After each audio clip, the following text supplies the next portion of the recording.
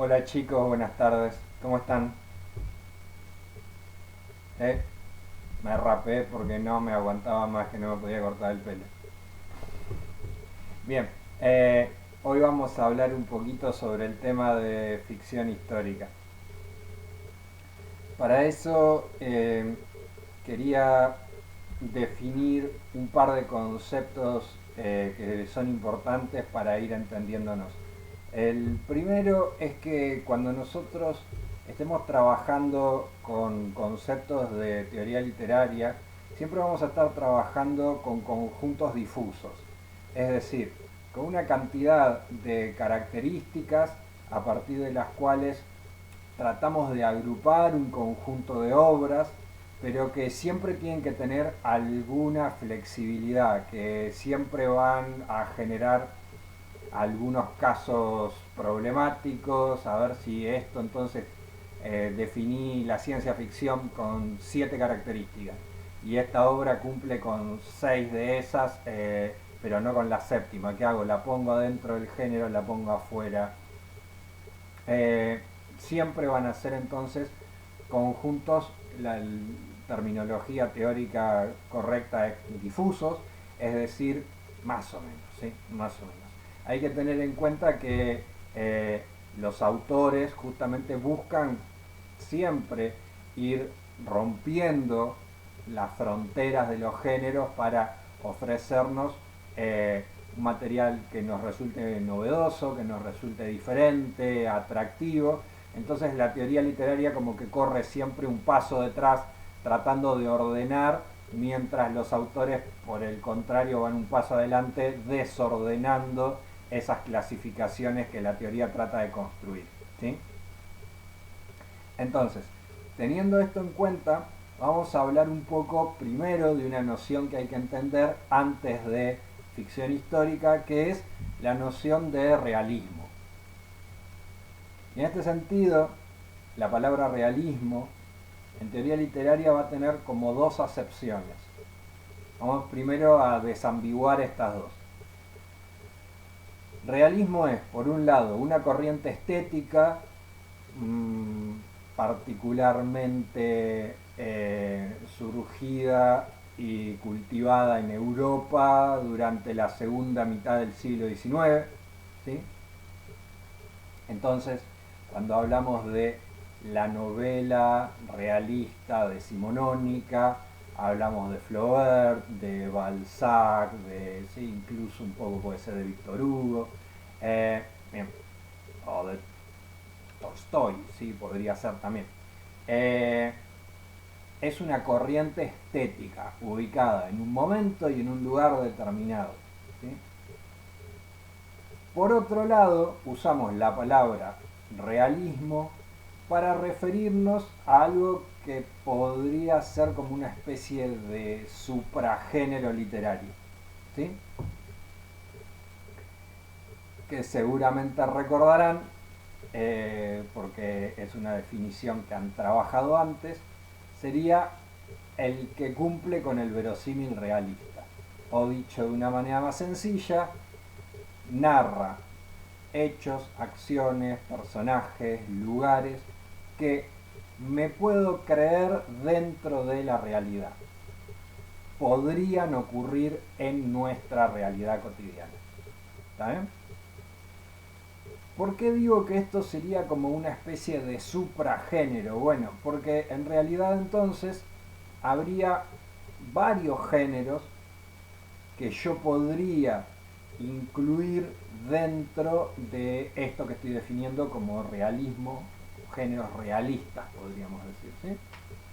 Que no rompen el verosímil de del universo tal como lo conocemos. Entonces, eh, la tragedia o la comedia o el drama podrían entrar dentro del realismo, serían en general realistas.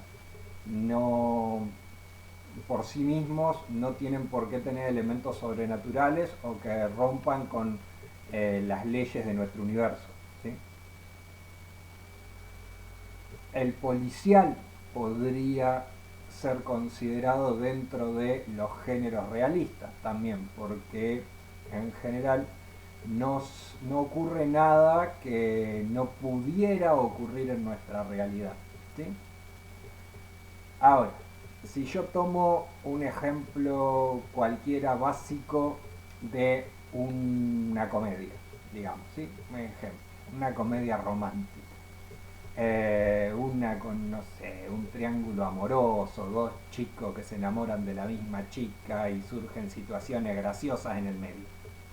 Pone. Eh, y les pregunto, ¿eso puede ocurrir en la red? Sí, puede ocurrir en la realidad, claramente. Ahora, si yo tomo el ejemplo de un cuento policial, ¿sí? No sé, El escarabajo de oro de Edgar Allan Poe.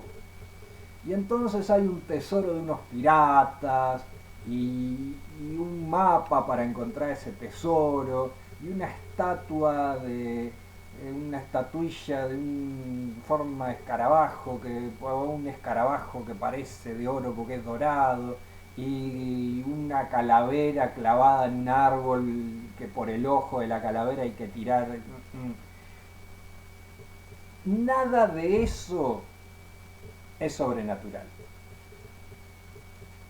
Pero, si yo me pongo a pensarlo, me suena mucho menos realista. En el sentido de que no se parece casi nada a mi realidad cotidiana, donde hay pocos tesoros de piratas y calaveras clavadas en los árboles. ¿Sí? Entonces muchas veces eh, la novela de aventura, por ejemplo, no tiene ningún elemento sobrenatural. En ese sentido podríamos pensar que es realista, pero al mismo tiempo cuenta hechos que son tan extraordinarios que no los podemos asociar para nada con nuestra vida cotidiana, ¿sí? Em, lo que digo, el policial, el robo de unos diamantes que valen millones de dólares, yo nunca vi unos diamantes que valen millones de dólares. Y lo va a investigar un detective, y yo nunca vi un detective, qué sé yo. A mí si me querés contar algo que tenga que ver con mi realidad cotidiana, me tenés que hablar de un profe, de unos alumnos, de un almacenero, ¿sí? De una cosa de alguien que maneja un colectivo. Eh, de algo que realmente me hable a mi realidad. ¿Sí? Entonces ahí creo que vamos llegando a la idea donde lo quería llevar. Como que el realismo puede incluir varios géneros que podemos llamar realistas, pero algunos parecieran ser más realistas que otros. Podríamos encontrar como una especie de graduación dentro de ese realismo del que hablamos en general. ¿Sí? Claramente el género fantástico, el maravilloso, la ciencia ficción, en general el relato de terror, todos estos no van a ser realistas. ¿Sí? Se van a basar en muchos casos, el conflicto mismo va a partir de una ruptura de las leyes de nuestro universo, la fantasía épica, cosas como El Señor de los Anillos. ¿Sí? Todo esto estaría fuera de los géneros realistas. Pero dentro de los géneros realistas, decía entonces, vamos a tener como una gradualidad. ¿Cuáles serían entonces los elementos que a mí me permitirían darle un mayor realismo a mi obra si yo quiero que mi obra sea muy realista? Bien, en teoría literaria hay unas cosas que llamamos anclajes. ¿Qué serían anclajes? Serían elementos de la realidad que aparecen dentro de la obra de ficción. ¿Qué puede ser? Por ejemplo, un lugar. Si yo digo que la acción transcurre en una ciudad y ahí me mando a contar la acción, no está mal, se puede hacer perfectamente, perfectamente válido. Pero si yo en vez de decir una ciudad en general, digo que la acción transcurre en Buenos Aires, yo ahí le estoy dando a mi narración un anclaje en la realidad. Estoy mencionando explícitamente dentro de mi cuento, novela, lo que sea, un elemento real que es la existencia de la ciudad de Buenos Aires. que al lector le va a permitir situar esa acción en una realidad que conoce, que sabe que es cierta, o que si es una persona que vive en la ciudad de Buenos Aires, directamente le va a resultar cotidiana. Y cuando yo diga, si en vez de decir simplemente la ciudad de Buenos Aires, digo que la pareja protagónica se iba a encontrar en un bar en la esquina de Corrientes y 9 de Julio, voy a decir, claro, porque conozco el bar que está en la esquina de Corrientes y 9 de Julio de hace como 100 años, ¿sí?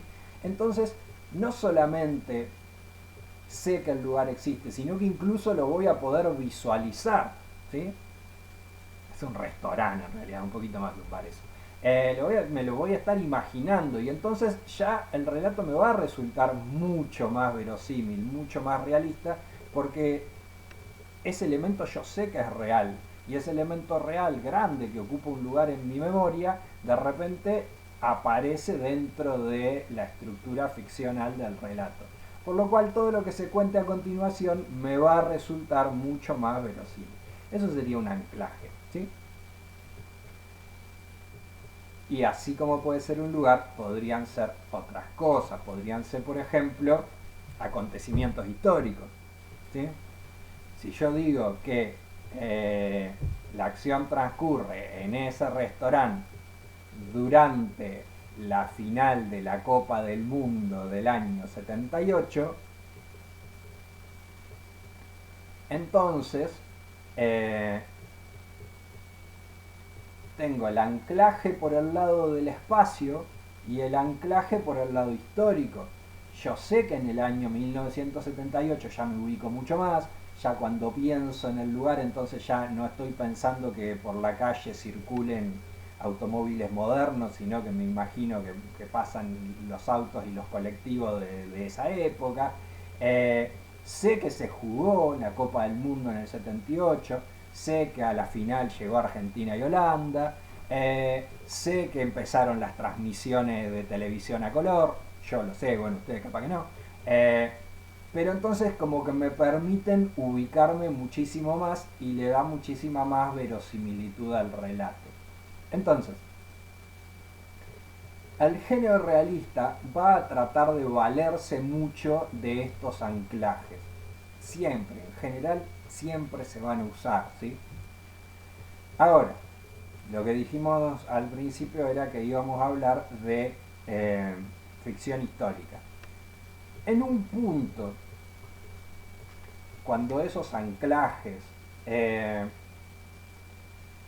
ganan mucho protagonismo dentro de la narración, en un punto en el que uno empieza a preguntarse dónde está el límite entre la ficción que se está contando y la realidad que constantemente aparece dentro de esa ficción, podemos empezar a hablar de que hay una ficción histórica. Es un género que en Argentina estuvo muy de moda, sobre todo en la década del 90, y de ahí para acá perdió un poco de popularidad en los últimos años porque la gente se aburrió un poquito, pero tuvimos grandes exponentes de la novela histórica. A mí, por ejemplo, me gusta mucho Andrés Rivera, tipo que ha sabido escribir muy buena novela histórica. ¿Qué sería esto de la novela histórica entonces? Un relato muy fuertemente anclado en la historia, donde aparecen acontecimientos históricos reales, personajes históricos reales, que en muchos casos es protagonizado por un personaje histórico real, ¿sí? Miren, las novelas, estos negros que se ven acá, esos son novelas históricas. Justo, miren qué casualidad salieron en el video. Ahí tienen cosas como Yo Claudio, Espartaco, ¿sí? Los Idus de Marzo, que está protagonizado por Julio César, el que fue emperador de Roma, ¿sí? Bien, son todos personajes históricos reales basados en hechos que ocurrieron realmente, sobre los cuales el autor construye una ficcionalización. Siempre hay un nivel de ficcionalización, porque si no sería un libro de historia, y no lo estudiarían en literatura, sino que lo estudiarían en historia, ¿se entiende? Hay una diferencia, por más histórica que sea la novela, con el discurso historiográfico, ¿sí? Que puede ser, por ejemplo, los idus de marzo, les pongo de ejemplo. Está todo construido sobre la correspondencia que se envían personajes históricos reales durante justamente el gobierno de Julio César en Roma, ¿sí? ¿Todos esos personajes existieron? Sí. La mayoría de los hechos que allí se narran, incluido el asesinato de Julio César, el golpe de Estado, ¿ocurrieron? Sí. ¿La conspiración? Sí. Los personajes que dice ahí que mataron a Julio César, Cayo, Bruto, Casio, Posca, ¿existieron? Sí. ¿Se mandaron las cartas que dice la novela? No. Las cartas son la ficción. Esas cartas que construyen el relato son totalmente inventadas por el autor.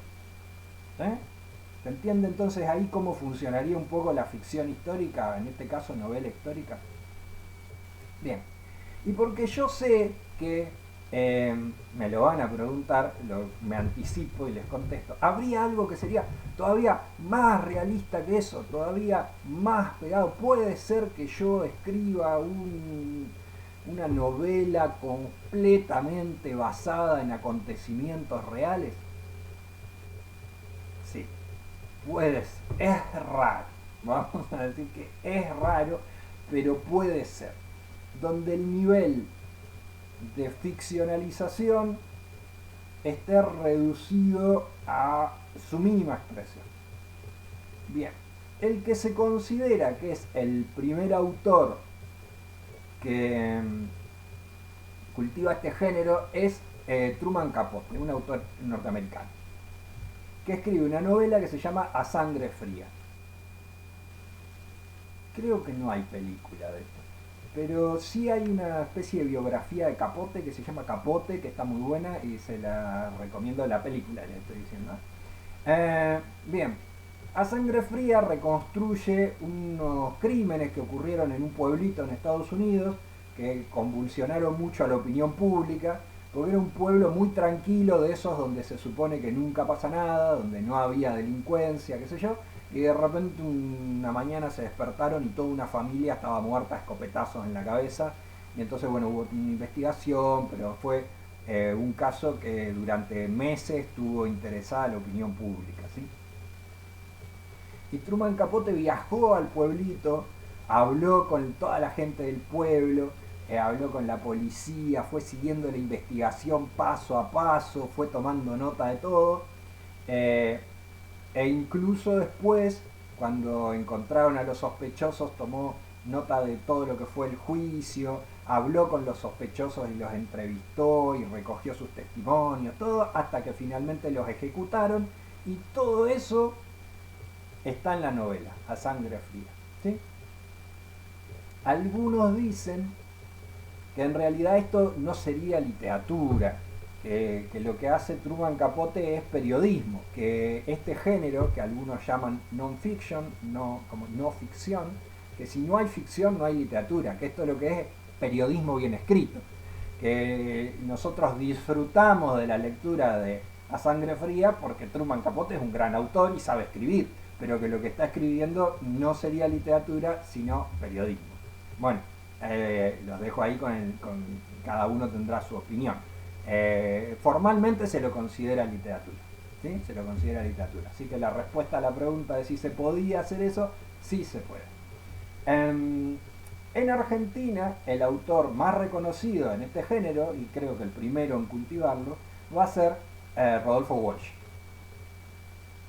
que escribió un par de novelas de estas características basado en una investigación periodística exhaustiva y súper rigurosa, que son ¿Quién mató a Rosendo?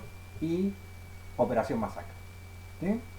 Bueno, lo vamos a dejar acá, porque Operación Masacre lo van a leer después. Así que el próximo videito capaz hablamos de Operación Masacre, ¿sí? Listo, chicos, cualquier duda que les quede, me preguntan por acá o me preguntan por el Classroom, ¿sí? Como quieran. Nos vemos, chicos, cuídense mucho.